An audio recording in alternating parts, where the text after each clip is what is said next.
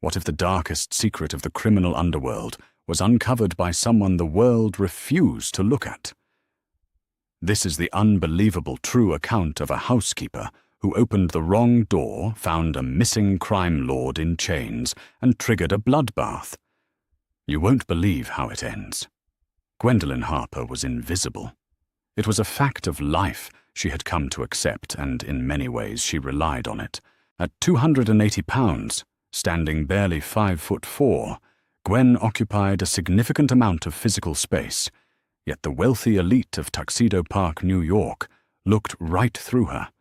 To them, she was merely a grey polyblend uniform, a pair of scrubbing hands, and a mop of ash-blonde hair, pulled back into a severe utilitarian bun. For 3 years, Gwen had worked as a live-in maid at the sprawling fortress-like estate of Victor Gallagher, a billionaire real estate developer with cold eyes and a vicious temper. The Gallagher mansion, known locally as the Ironwoods, was an architectural monolith of dark stone wrought iron and sweeping mahogany staircases. It was a house that demanded perfection, populated by size-zero socialites, ruthless businessmen, and private security guards who looked like mercenaries. Among them, Gwen was a ghost. When she entered a room to dust the chandeliers or polish the imported Italian marble, conversations didn't stop. They simply flowed over her head, as if she were a piece of furniture. Gwen knew she was fat. She felt it in the ache of her knees after a 14-hour shift, in the chafing of her thighs beneath her uniform, and in the condescending, pitying glances from the head housekeeper, Mrs. Higgins. But Gwen's size was also her armor. It allowed her to blend into the wallpaper, to observe and to listen. And at the Ironwoods there was always something to hear. She knew which politicians Victor Gallagher was bribing. She knew about the illegal offshore accounts, but none of that prepared her for the cellar. It was a torrential Tuesday night in late October. A massive squall had blown off the Hudson River, thrashing the ancient oak trees against the mansion's windows. Upstairs, Victor Gallagher was hosting a high-stakes poker game for 5 men Gwen had never seen before, men with heavy Eastern European accents, tailored suits and bulges under their jackets that were unmistakably firearms. The atmosphere in the house was suffocating electric with a violent tension. Around midnight, Mrs. Higgins found Gwen in the industrial kitchen, scrubbing down the 8-burner Viking stove. "Harper." Mrs. Higgins barked, her thin lips pursed in perpetual disapproval. "Mr. Gallagher requires 3 bottles of the 1982 Chateau Margaux. It's in the sub-cellar past the prohibition storage. Go down and fetch them, and be quick about it. You're moving slower than molasses tonight."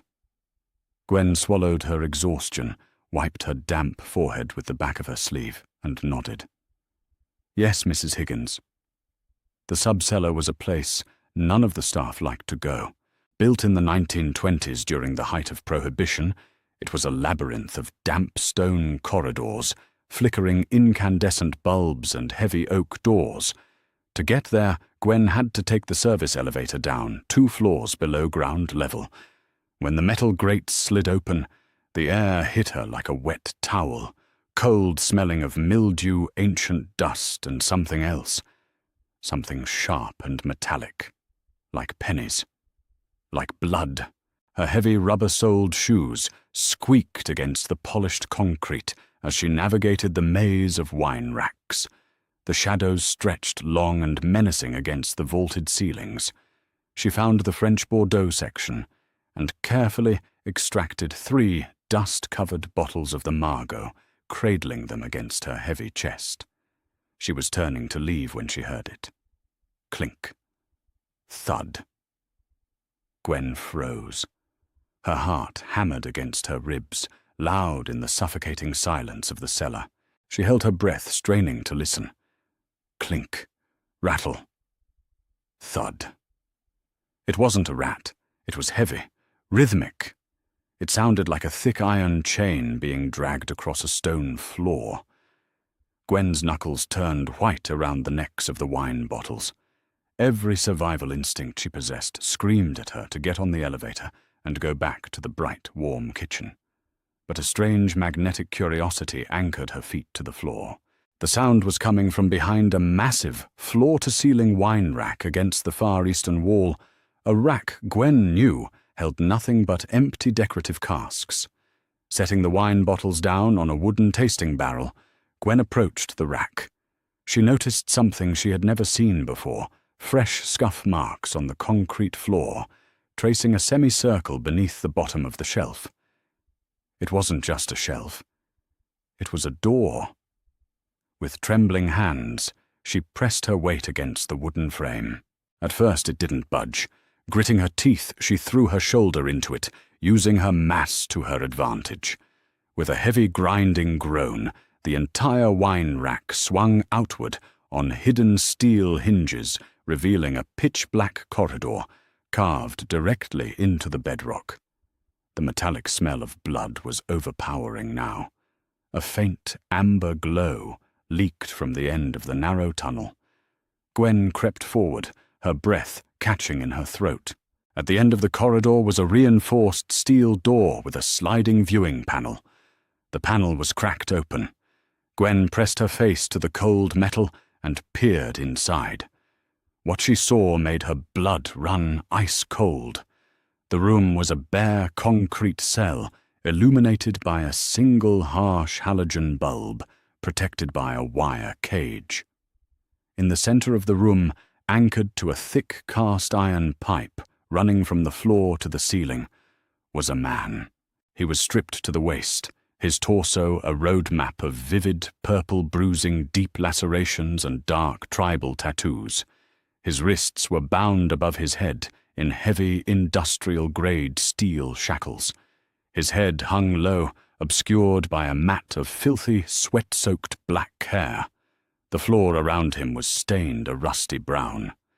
Gwen gasped a sharp, involuntary intake of air. Instantly the man's head snapped up. Even battered and bloodied, the sheer predatory intensity in his eyes made Gwen take a step back. They were dark, dangerous eyes, the eyes of a cornered wolf. She recognized him instantly, and a cold wave of absolute terror washed over her. It was Lorenzo Moretti. Gwen watched the true crime documentaries. She read the tabloids. Everyone in the tri-state area knew that face. Lorenzo Moretti was the ruthless, 34-year-old boss of the Moretti crime syndicate. 3 weeks ago, the news had reported a massive shootout at a Hoboken shipping yard. The media claimed Moretti had fled the country to Sicily to avoid federal indictment. He hadn't fled. Victor Gallagher had him chained like a dog beneath his mansion. "Who's there?" Lorenzo's voice was a gravelly, dehydrated rasp, barely louder than a whisper, but it carried a terrifying authority. "If Victor sent you to finish it, get in here and do it, you coward!" Gwen couldn't speak. She was paralyzed. Lorenzo squinted against the harsh light, his eyes locking onto the small viewing slit. He didn't see a hitman. He saw a wide, terrified blue eye and a lock of ash-blonde hair. "A woman!" he rasped, coughing weakly. He strained against the chains, the metal biting into his bloody wrists. "Who are you? Open the door." Gwen backed away, her hands flying to her mouth. She turned and ran. She ran back through the tunnel, pushed the wine rack closed, grabbed the 3 bottles of Margot, and fled to the service elevator. As the doors closed, her reflection stared back at her from the polished metal, a heavy, trembling, invisible maid who had just stumbled into a war she could not possibly survive. For the next 48 hours, Gwen lived in a state of hypervigilance. Every time Victor Gallagher walked into a room, his expensive leather shoes clicking on the marble, Gwen expected him to pull a gun and shoot her. She expected him to know. But Victor didn't look at her. Nobody did. She served the caviar, she scrubbed the grout, and she remained entirely invisible. But she couldn't stop thinking about the cellar. She couldn't stop thinking about Lorenzo Moretti's eyes. The news on the kitchen television murmured in the background as the staff prepared lunch. A sharply dressed reporter was standing outside a federal courthouse in Manhattan. Authorities are still searching for Lorenzo Moretti, who has now been missing for 24 days. Rumors of his assassination by a rival cartel continue to circulate. He wasn't in Manhattan. He was rotting 60 feet below them, dying of thirst. That night, when the house finally settled into an uneasy sleep and the security guards were doing their perimeter rotations outside, Gwen made a decision. It was incredibly stupid, practically suicidal, but she couldn't let a human being die like an animal in the dark. She packed a small canvas tote bag, 3 bottles of purified water, leftover roasted chicken from the evening's dinner, a clean, damp towel, and a small first aid kit she stole from Mrs. Higgins's office. She timed her descent perfectly, avoiding the rotating gaze of the hallway cameras. When she reached the sub-cellar, the silence was deafening. She pushed open the hidden wine rack and crept down the bedrock tunnel. When she reached the steel door, she found it unlocked. Victor's men had been sloppy, perhaps believing a locked tunnel was enough. Gwen gripped the heavy iron handle, her heart threatening to beat its way out of her chest, and pulled the door open. The stench of sweat, blood, and infection hit her like a physical blow.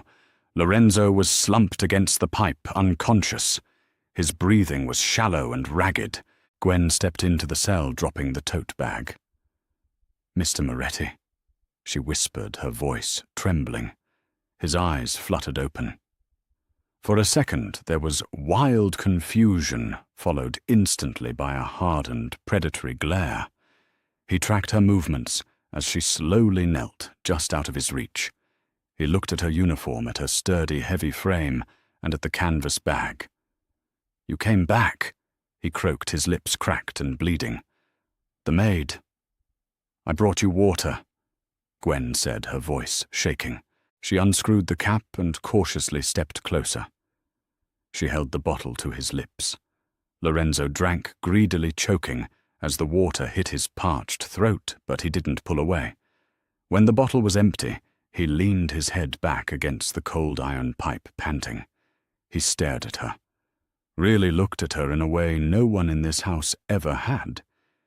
He didn't look at her body with disgust or dismissal. He looked at her with calculation. "What's your name?" he asked softly. "Gwen." "Gwen," he repeated, tasting the syllable. "Do you know who I am?" "Gwen." "Yes," she whispered, looking down at her hands. "You're Lorenzo Moretti. You're a mobster." A dark, humorless chuckle escaped him, ending in a wince of pain. "I'm a businessman who made a bad deal. Gallagher wants my shipping routes. He thought he could break me down here, make me sign over the LLCs before he puts a bullet in my head." He pulled against the chains, his muscles straining under the bruised skin. "How long have I been down here?" "Over 3 weeks," Gwen said. She pulled the roasted chicken from the bag. She had to feed him small pieces, her thick, soft fingers brushing against his stubbled jaw.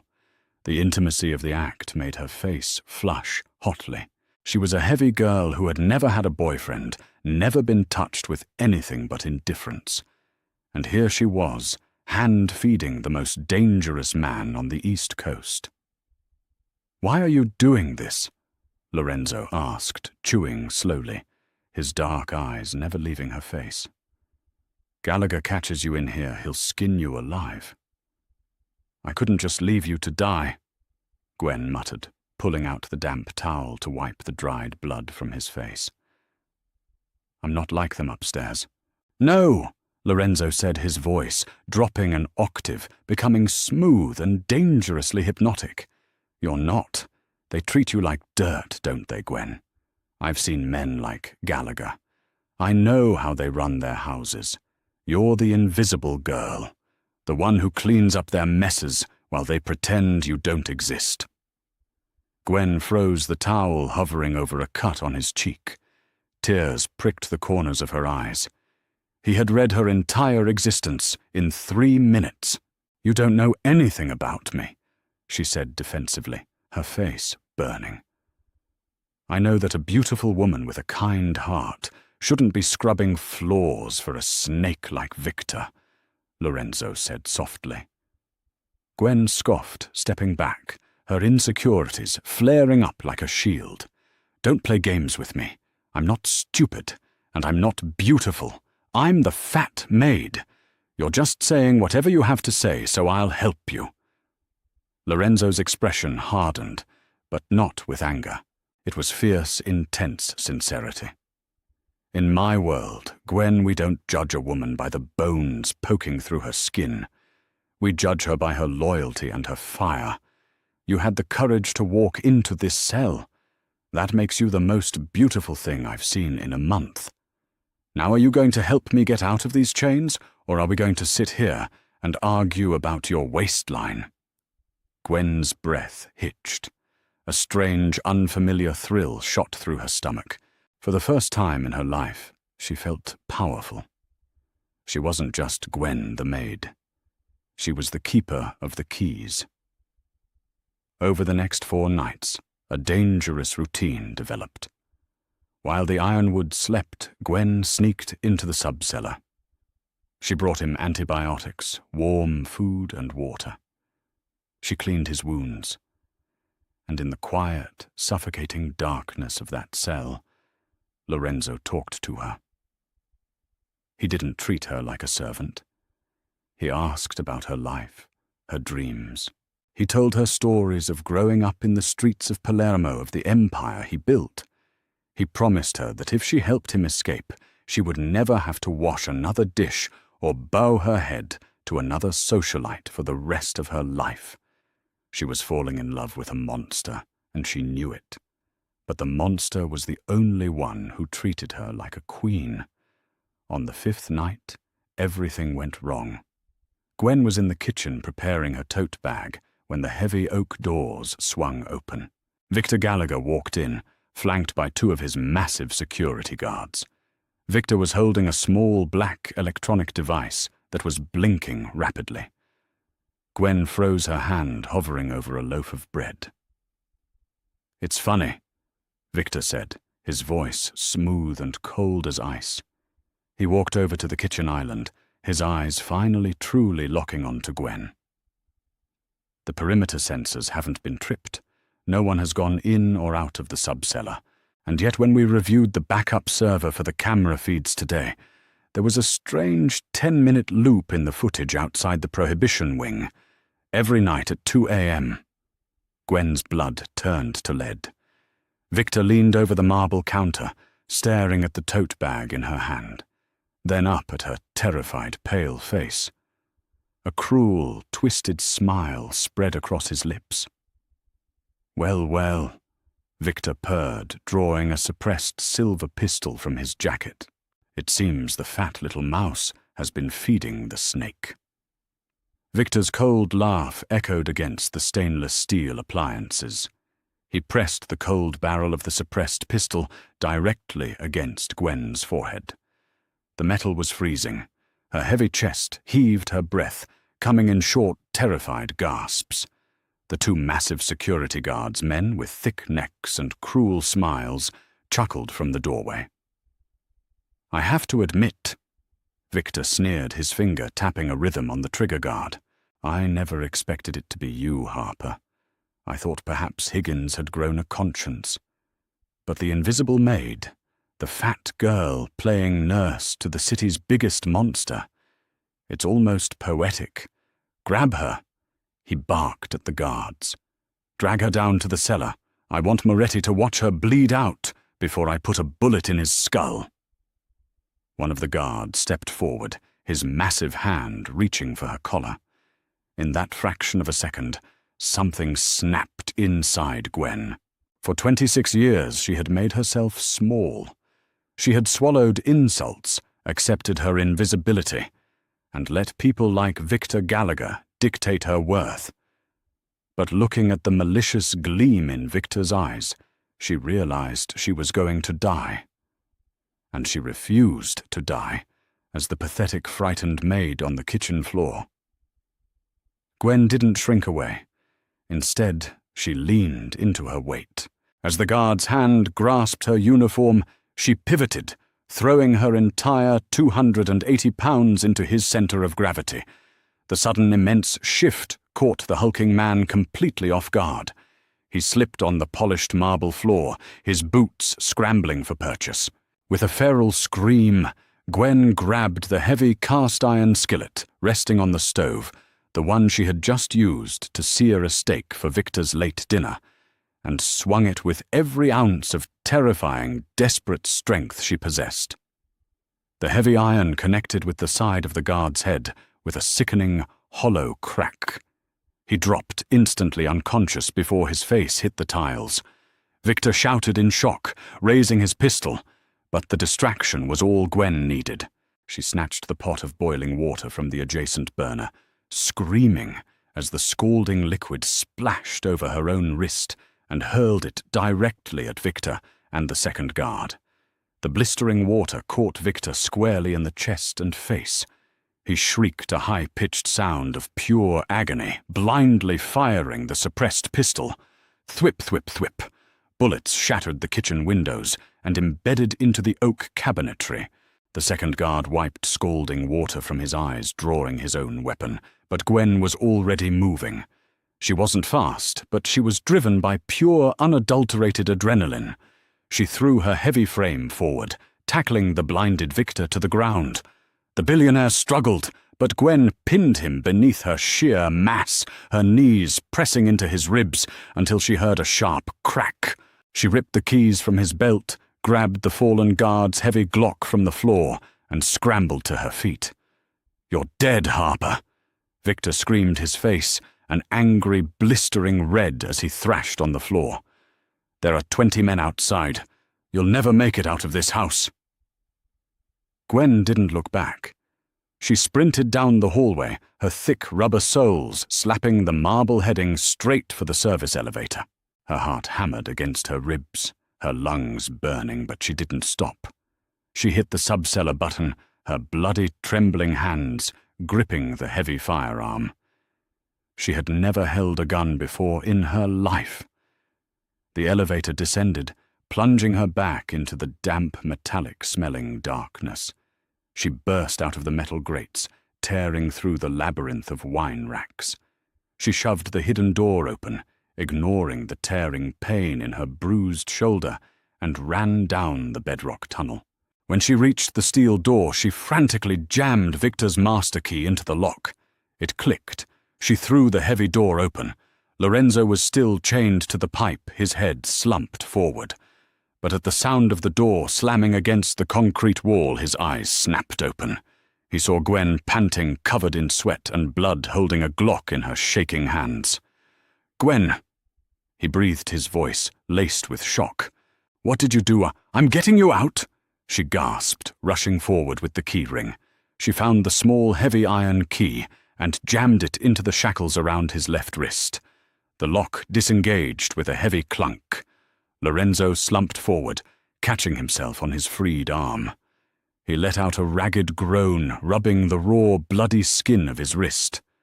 Gwen quickly unlocked his right hand. He was free. "Victor knows!" Gwen cried, tears finally spilling down her cheeks. "I hurt him. I hurt his guards. They're coming down here right now.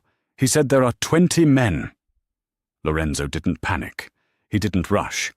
The moment the chains fell away, a terrifying transformation occurred. The battered, starving prisoner vanished. In his place stood the ruthless boss of the Moretti Syndicate. Despite his bruises, despite his weakness, he radiated an aura of pure, lethal dominance. He reached out and gently took the heavy gun from her trembling hands. His fingers brushed against hers, warm and rough. "You fought for me," Lorenzo whispered, his dark eyes locking onto hers with a fierce, possessive intensity. "You took down Victor Gallagher's men to save me." "We're going to die down here," Gwen sobbed. "No, we are not," Lorenzo said, checking the magazine of the Glock. He grabbed her hand, his grip unyielding. "You showed me your fire, Gwen. Now I'm going to show you mine. Stay exactly behind me." They moved back into the tunnel, the silence of the sub-cellar now broken by the heavy thud of combat boots echoing from the elevator shaft above. Victor's men were descending. Lorenzo moved through the shadows of the wine cellar like a ghost pulling Gwen along. Despite his emaciated state, his instincts were razor-sharp. He didn't head for the elevator. He led her toward the forgotten, bricked-up Prohibition era, smuggling tunnels at the far south end of the basement. "There's no way out there," Gwen whispered frantically, as flashlight beams swept through the darkness behind them. "It's sealed shut." "Nothing is sealed if you know where the mortar is weak," Lorenzo replied softly. They reached the damp brick wall, just as a voice shouted from the corridors behind them. "Check the Bordeaux racks, he can't get far." Lorenzo pressed his hands against the masonry, feeling the edges of the bricks. He found what he was looking for, a heavy iron latch concealed behind a crumbling facade.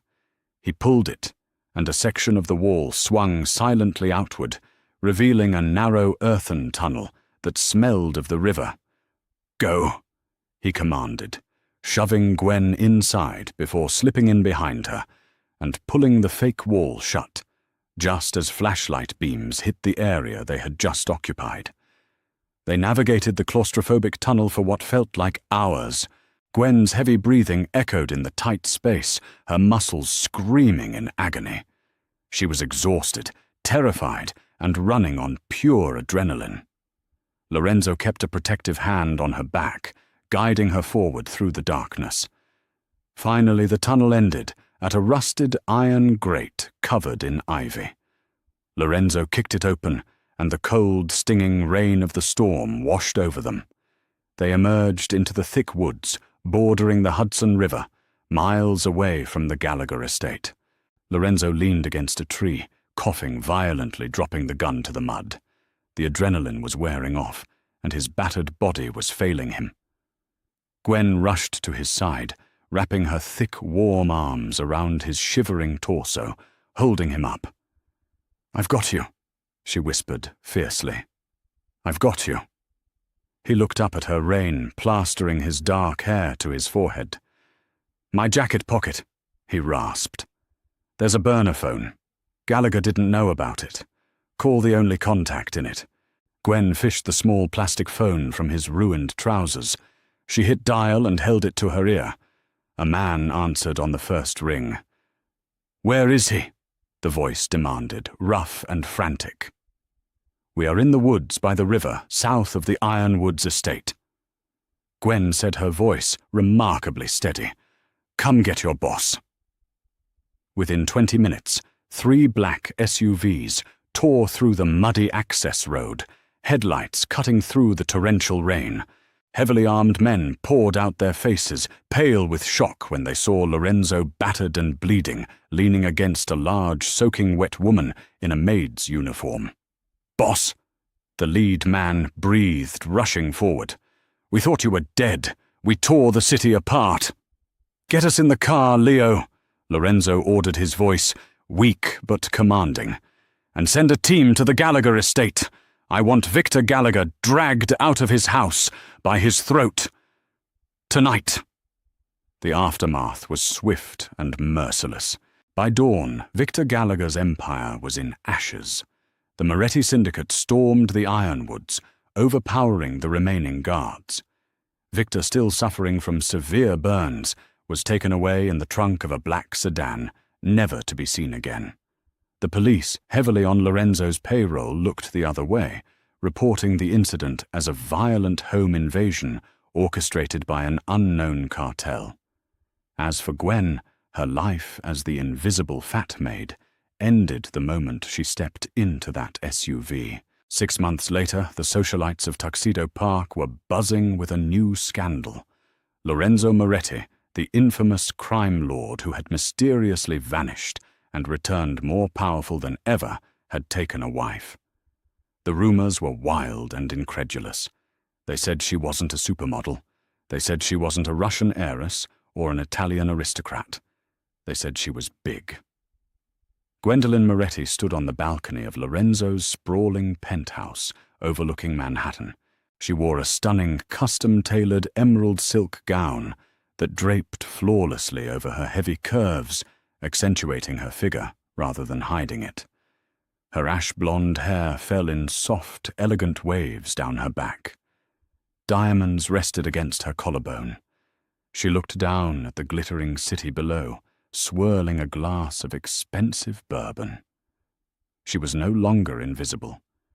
She was feared, respected, and deeply, fiercely loved. The sliding glass door opened, and Lorenzo stepped out into the cool night air. He wore a sharp black suit, his scars hidden beneath the expensive fabric, though the dangerous glint in his dark eyes remained. He walked up behind Gwen, wrapping his arms around her waist and resting his chin on her shoulder. "What are you thinking about, Mia Regina?" he murmured, kissing the side of her neck. "I was just thinking about Mrs. Higgins." Gwen smiled, a slow, wicked curve of her lips. "I heard she lost her job when the Ironwoods was foreclosed upon. Such a shame." Lorenzo chuckled, his chest vibrating against her back. "I can have a word with her new employers if you like. Ensure she ends up scrubbing basement floors for the rest of her miserable life." Gwen turned in his arms, looking up into the eyes of the monster she had saved. She reached up gently, tracing the faint scar on his jawline. She was the only person in the world who could touch him this way. "No," Gwen said softly, her blue eyes flashing with a dark, newfound power. "Let her be invisible. It's what she deserves." Lorenzo smiled, leaning down to capture her lips in a deep, intoxicating kiss. He had built his empire on fear, but he had given the keys to the kingdom to the woman who possessed the fiercest heart he had ever known. Gwendolyn Harper had spent her entire life hiding in the shadows of the elite, but in the arms of the underworld's most dangerous king, the fat maid had finally stepped into the light, and she was never going back to the dark again. What an absolutely wild ride. That is the insane, true story of how one woman's immense bravery turned her from an invisible housekeeper into the undisputed queen of the underworld. Would you have risked it all to save him? Let me know your thoughts in the comments. If you couldn't get enough of this thrilling Mafia romance drama, please smash that like button, share this video with your friends, and subscribe to the channel for more unbelievable, shocking stories.